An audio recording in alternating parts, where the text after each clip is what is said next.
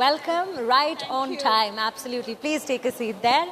And well, let us begin with this session. We've been waiting with bated breath, and I think it comes in at a very crucial time, Yumi, when we are discussing about navigating the global borders. Yes. You know, with all that's going on in the world. But let me say this at the very beginning of the session. We are not trying to understand geopolitics here. We are trying to make lives easier for the travelers. What should they be following? The tips they should be following when they are concerned about documentations, when they are concerned about visas. And especially if we speak of places which have issued travel advisories only in the recent past, given the political temperatures in their own nations, how should one cope up with these situations and go ahead and get their documentations? Sure. Thanks for having me here. It's my pleasure. And you're right. I think especially now in India, as we all know, and we've talked about even yesterday, that the outbound travel is very buoyant. A lot of people are traveling. In fact, I think the numbers that are traveling abroad outside of India has surpassed the pre-COVID levels. So definitely, I mean, everybody wants to travel. After COVID, we thought it was going to be, like a revenge travel. But now what we see with the young generation, the demographics, I think travel has become a way of life. More, I guess, post-COVID, it's psychological. I think the mentality of Indians are changing. Now they've become a very travel-focused instead of, I mean, we were always a saving economy, right? But now I think people are investing on experiences, going abroad, seeing places, not just outside of India, but also within the domestic travel sector.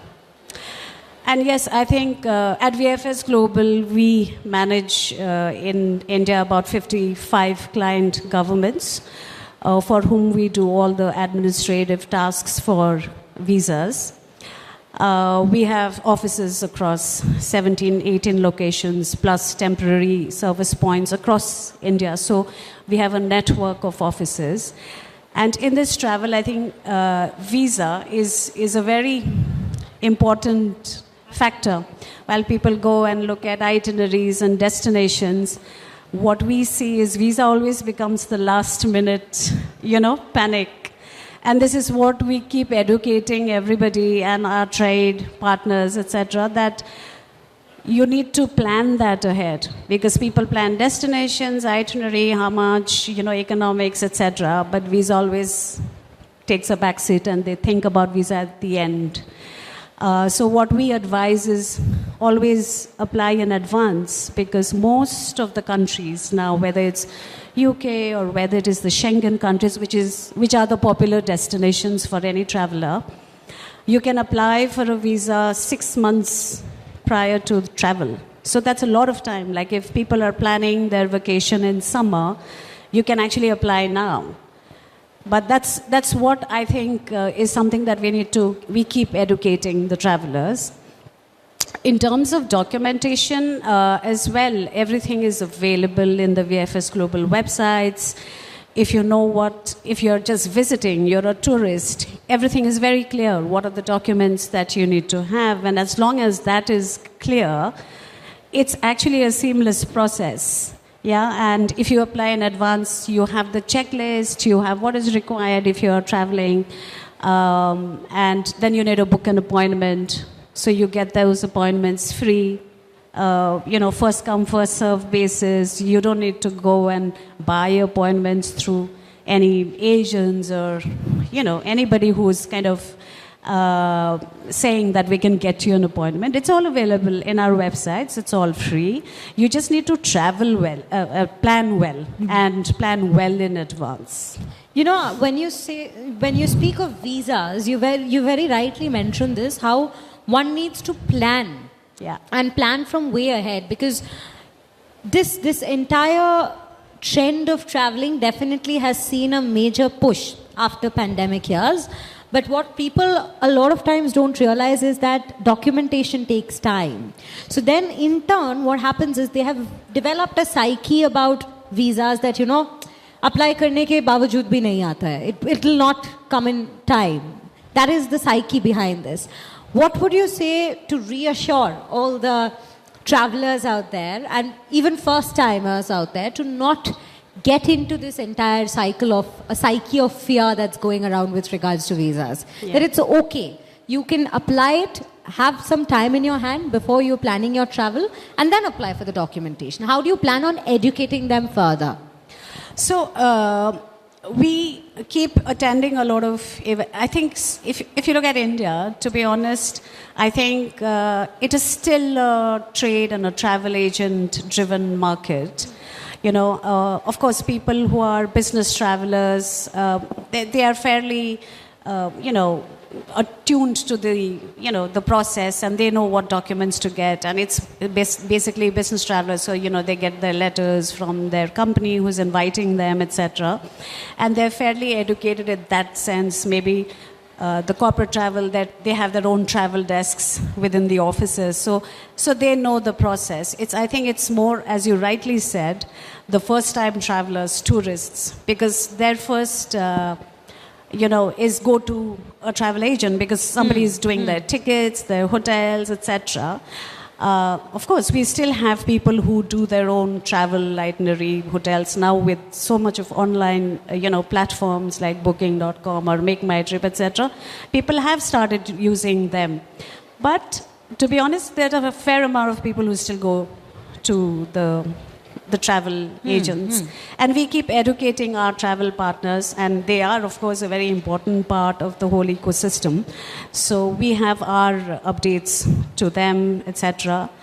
I think it is kind of a myth or a psyche, as you rightly said, a fear. But if you look at any country that you wish to go to as a tourist, the documents are fairly simple because you just need to kind of show evidences that you are going for this many days. So you have a proper travel ticket. You're staying at this place, so you have the hotel bookings. And then, yes, I can pay for my travel. So you just need your last 3 months or 6 months bank statements or your ITR, whatever it is. So these are the key 3 things that the governments want to see, right? You are a genuine traveler, you have all the evidences, and you can afford to go. So it's actually as simple. It is indeed simple when you put it out like that, and I think that's the message that needs to be communicated to all the travelers out there who are, planning for their next trip. But, Yumi, would you say that at this point, there's a lot of contribution that's coming from the content bloggers or tourist travel bloggers, for that matter, influencers, in terms of educating the viewers and VFS Global at this point? What would you say? Would you think of such a venture where you would want to bring in such influencers to help educate the masses further, or would you say that sort of a ecosystem should be created in collaboration with these bloggers so that you can reach out to the wider mass? Yeah, I think that's just sort of trending now. What I can see is over the last 1 year, we have seen this, bloggers or travel influencers trending.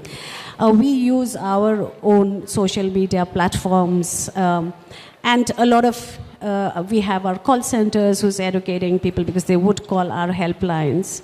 So they do a lot of work in terms of educating them. Then we have our social media handles, the other, updates or the education stuff that we do with the agents. So we are doing that. So far, we've really not used, individual influencers or bloggers. But that's something that I think we can look at because it depends on what's trending. And if there is a lot of influence by these bloggers, then we should look at them as well. For us, it's as much as you can reach to the general public. So make it seamless and, as you said, in the simplest way possible to clear their doubts. Yeah, absolutely. And clear that fear psychosis out. So, we look at various avenues to help our travelers to make it seamless. When we are speaking of our very theme for this discussion today, which is navigating the global borders, what would you say is that one trend or rather factors behind people traveling more. Like you said, that it might have been a revenge travel of sorts, right, post-pandemic. But now we actually see that no, people are wanting to experience that, wanting to go out of their houses, be it within the country or beyond the borders of the country as well. And that too at a time when we see the geopolitical scenario rather embroidered with quite a few challenges at this point. What would you say is the push and the mentality out there among people? I think, the geopolitical issues happen at a very political level. What I see is the travelers really don't think so much about, issues like that. And even, they work separately. At the psyche of people, you see, it really doesn't impact unless it's like a real issue, like, then they know it's out there. Right. At the face of it. Like if there was, I'm sure when the Ukraine war happened, nobody would like to sort of really, because that was so out in the news, in the public. But the other subtle political issues, I don't think it kind of really reaches a traveler. They still want to go out there and experience. That's one. And secondly, I think there's now with all of us being in social media, also a lot of influences from others, right? Okay, somebody's gone to, say, Azerbaijan, then everybody, that becomes like a trend. And that was a trend. That was a trend. That was a trend in the recent year. past. Yeah, absolutely. Last year. And suddenly, and visas were whatever visas on arrival or e-visas. So Vietnam became a trend. But I think Europe or the US or the UK, they are still very popular destinations for everybody. So those continue, and the numbers keep, rising, and people still want to go. But newer destinations are also really now coming into that kind of limelight. Influencers again, bloggers, influencers, plus friends, families. So people are traveling everywhere, whether you require a visa or you don't require a visa. Definitely. One last question I would want to ask you before we conclude this very session. This is a little more on the, I wouldn't say political side, but a little more technical of a question. The government of India, and in fact the very recent budget that we have seen, it's had provisions which show quite a push to the tourism industry. Would you say over the last year, India as a country has also been evolving when we speak of this very sector?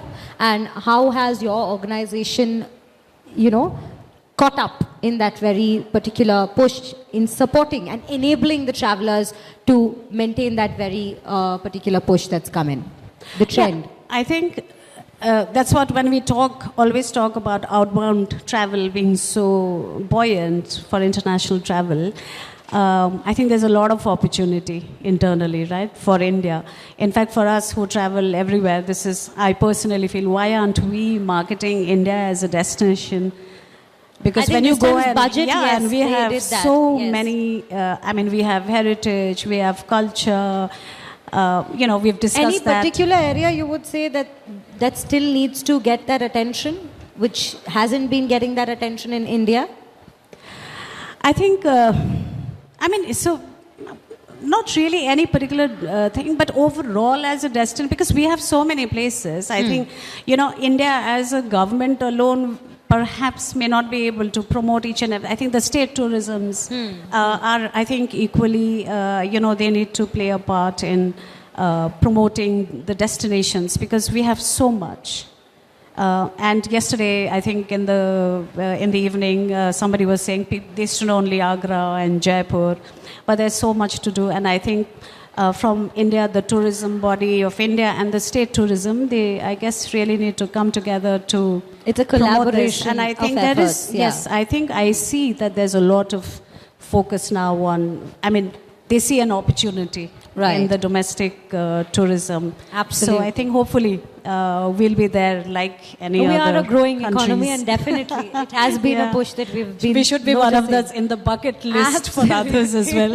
Yeah, definitely. Well, Yumi Talwar from VFS Global, thank you so much for joining us on this session.